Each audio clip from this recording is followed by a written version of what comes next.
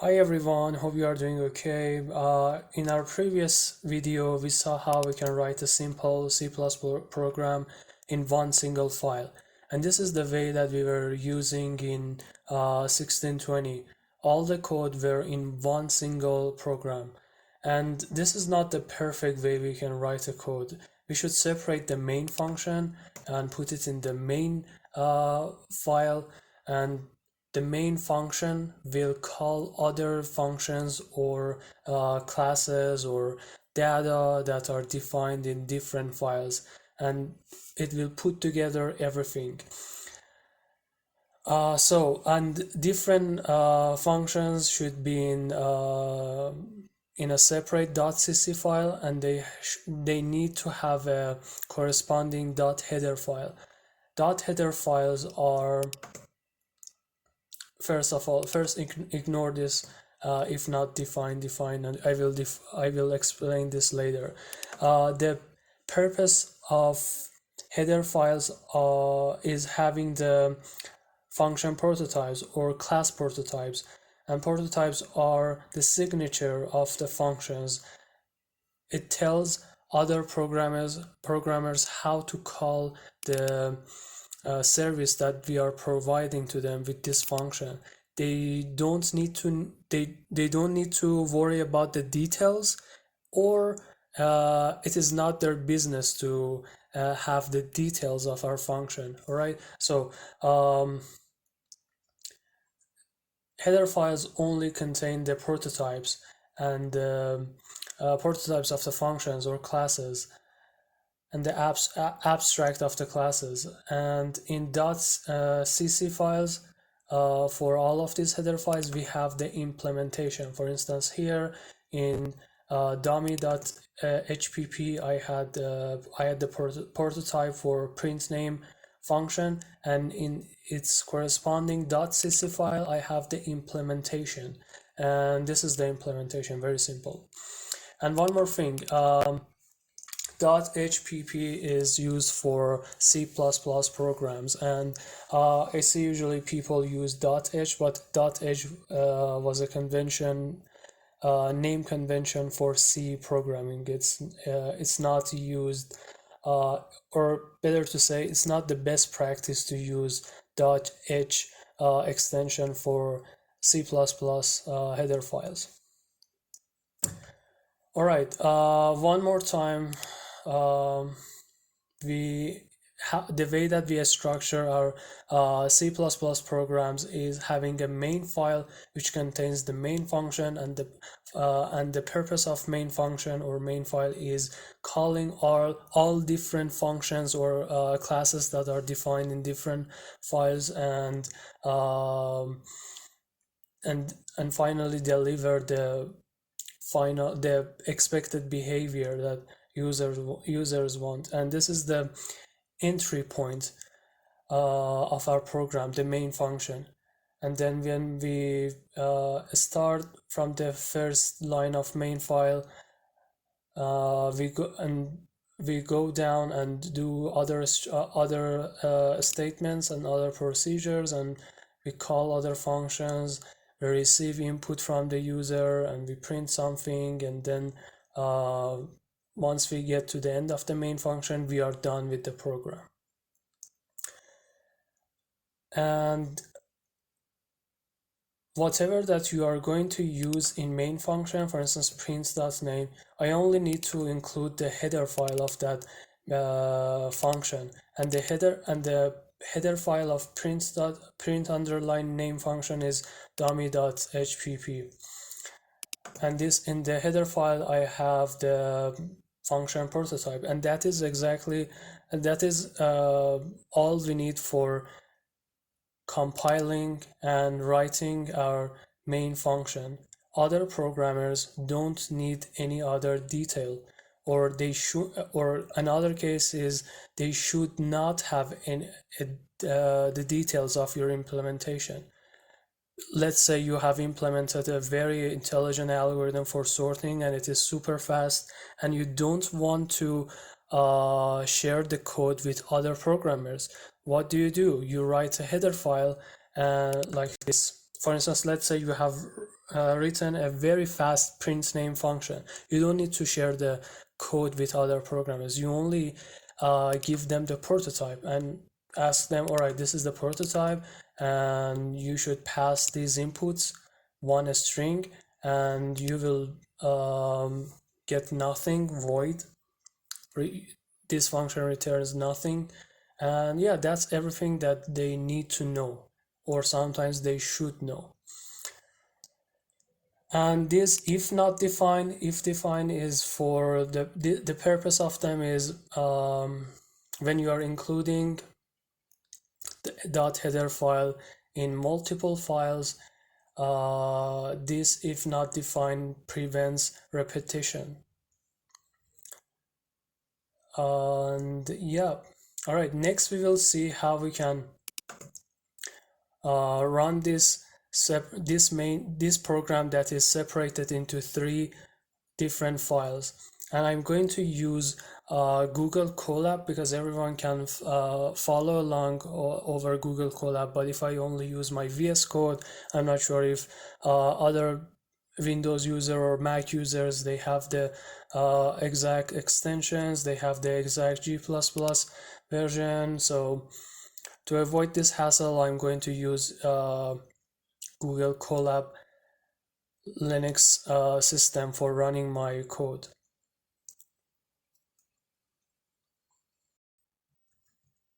Alright everyone, let's use Google Colab for running our structured C++ program.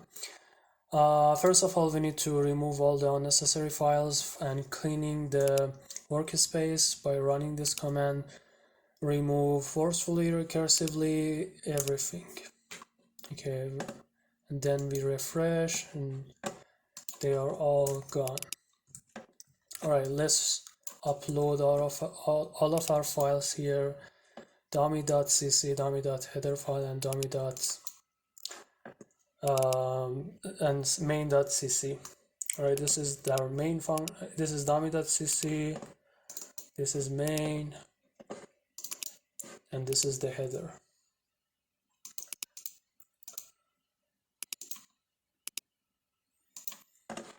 Alright,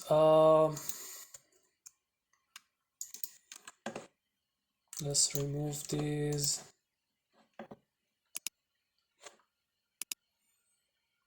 Okay, you remember when we ran our single program, we only used -o, the name of our output file, and then we got the output binary file and we ran that with /, the name of the binary file. But for now, we need to use a different way. G++ -c, the name of your file, dummy.cc. -c means since here we have multiple .cc files, and you remember I told you one of the purposes of separating your implementation into .header file and into .cc files is hiding the implementation from other users. So you don't want to share the source code with other users. You want to share the header file, and in order to have the final program, the final executable file, you only need to provide other users the binary file of your implementation. Other users cannot understand or decode. Decode means going from the output file to the input file. They cannot understand or decode your code, your binary code. Okay, let me run this code and then I will explain more. G++ -c means compile separately. Okay, let me refresh. You see there is a dummy.o, dummy.object, dummy binary file. This is 0 and 1. If I run this file, if I open this file, this is nothing but some zeros and ones. This is a binary file. You cannot understand it. You see, it's all zero and ones, but Notepad doesn't know how to present that properly. Okay, and you don't understand this code, and also you cannot decode this binary file, and you only need to share this .o and .hpp to other programmers in your team or in other companies. Okay, so right now we have the .o for dummy. We need to have we need to separately compile the main as well. Main.o. Right now that we have both dummy.o and main.o, we can use -o, g++ -o, the name of our executable file. I will call that exe, and then the list of your separately compiled .cc files, main.o and dummy.o. And you already noticed that I didn't touch .hpp file because you don't need to compile .hpp file. And you only need to compile separately the you need to only compile separately the cc files, their codes. All right, let me run this code. And here you go. You should right now have the exe file. Let me refresh. Yes, we have the exe file. And again, exe is a binary file. Let me show you. Yeah, you see it's an exe file, but since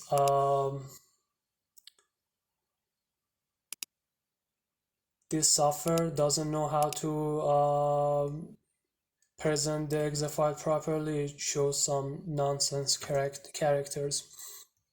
All right, let's run the .exe and oops, cannot execute binary file exe format error.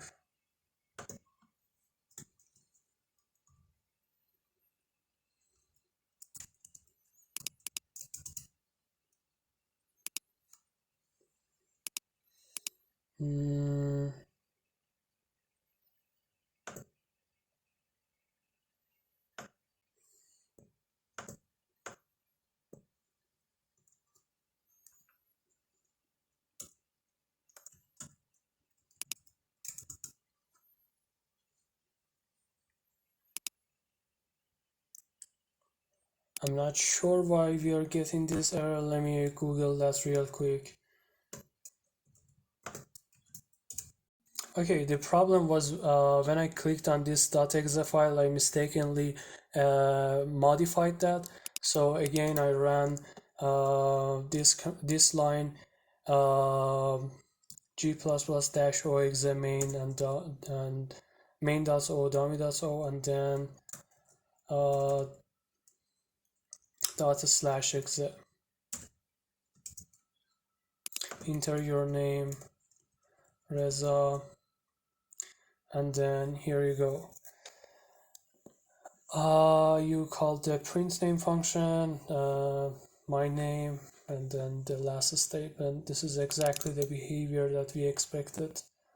Where is .cc file? Yeah, this is our print function, and this is the main function. This is the main function, and this is what we expect. All right, guys, right now you see that the compilation process is getting a little bit complicated and long. Like first we need to separately compile a dummy file, and then next .cc file, and then finally link all of them together into .exe. In order to bypass this problem, we have two options. The first option is writing all the codes in one file, and all the commands, G++ or other commands that you want to uh, use in one single file, and only execute that single file, single file that contains all of these commands. Or the best practice is using makefile. Makefile is a tool that expedites the compilation and automates the build process. Right now we will see how we can use a single file for which contains all of these, and also how to use makefile. All right, right now we know how to write all of these commands manually to get the final executable file, this.exe file. But right now we want to automate this process a little bit. One way for automating this is writing some code in a .sh file and running this file. Right now in this file I'm using bash script. Bash script is a language, is a low-level language. You see we have echo. Echo is one keyword for bash script, and G++ is not a specific keyword for bash language. Is a command that asks G++ tool, G++ program to compile or do something for us.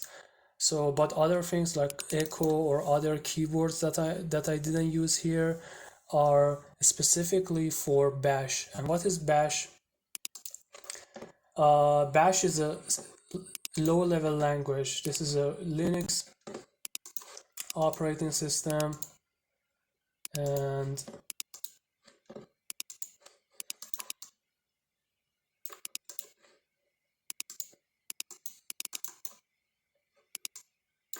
all right, this is a Linux operating system, and on top of that we have something called shell. Shell, which facilitates the communication between Linux, the core program that is responsible for running all the programs and operations on your system, and shell is a intermediary between your kernel, your core program, and others. And bash is one language that can directly talk to shell, and shell will talk to the kernel, the main program in your system, the operating system. All right, bash is here, bash. And we also have more low-level languages like assembly, but C++ is relatively high level. C++ is here. It's a high-level language. Bash is very low level. All right, so right now I can use bash script for communicating with Linux to do something for me, and this file is very simple. Just echo means print, starting the build process, and then I will have the commands, and then at the end I will print finish building process.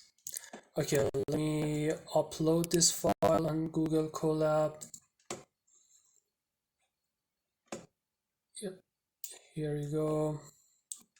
We have our build script.sh file, and I highly recommend you to write all of your codes on in your own computer, and then finally upload them here. Do not open them on Google Colab, because chances are that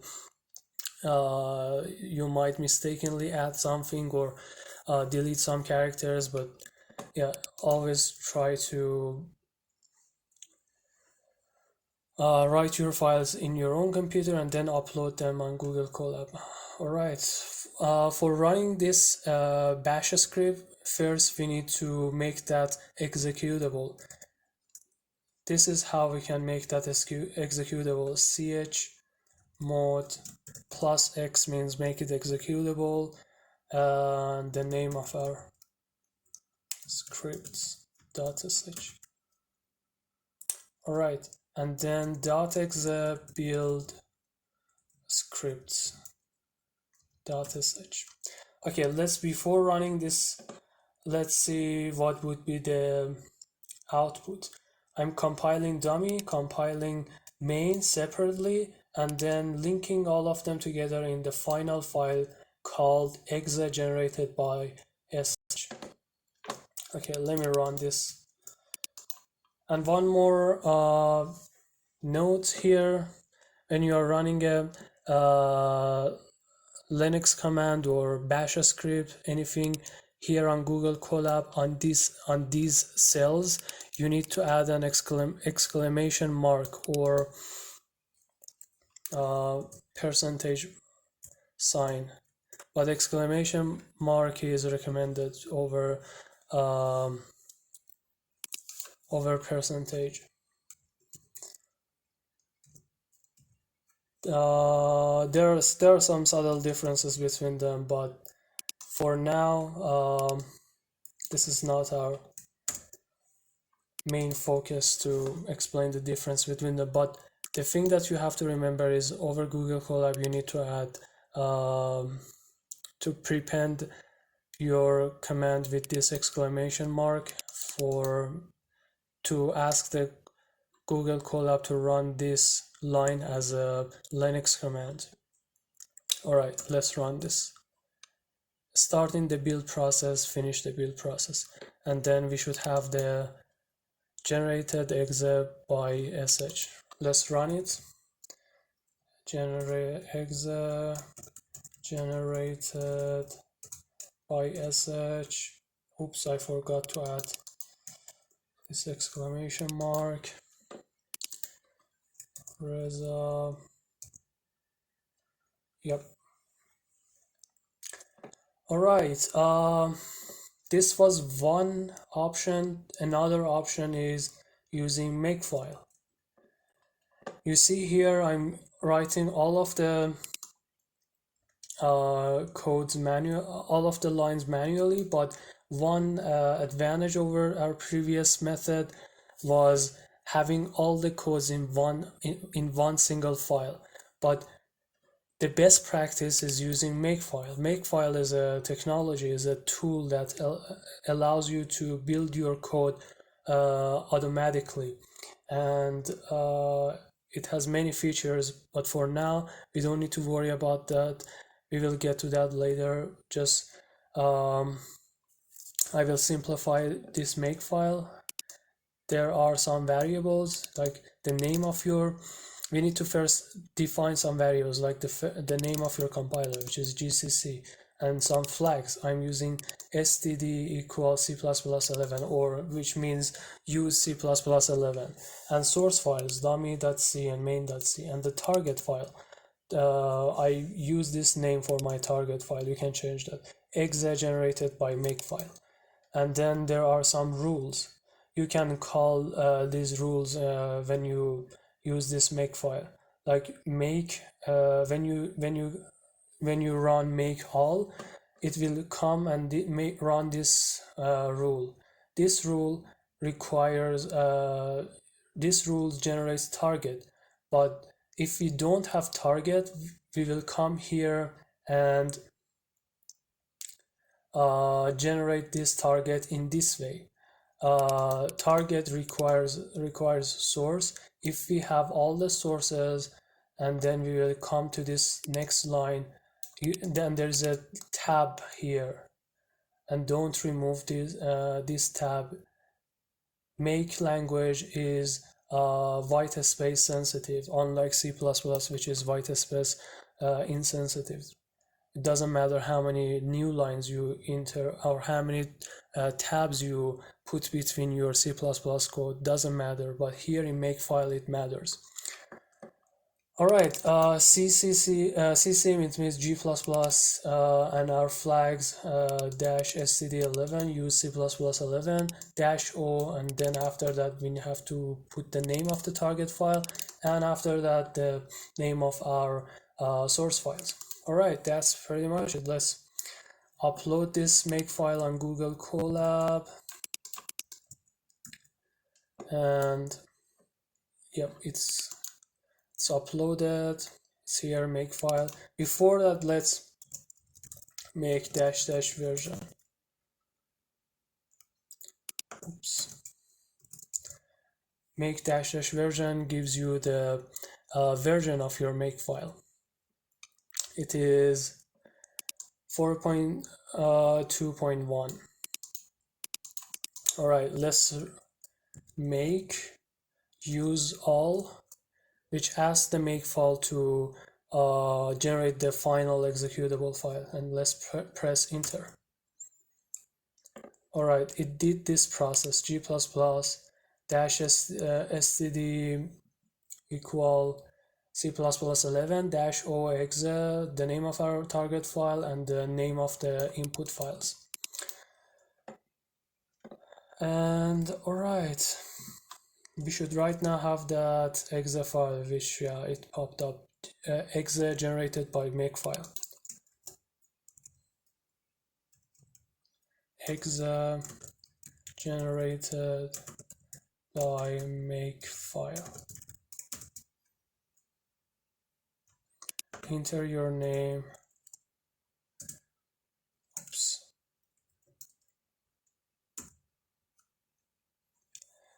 All right, we got to the end of this tutorial. It was a long tutorial, at least for me. I hope you enjoyed. Don't worry about the details. There were too many details, I know, but you will understand all of them, or at least you will get used to them. Take care and bye.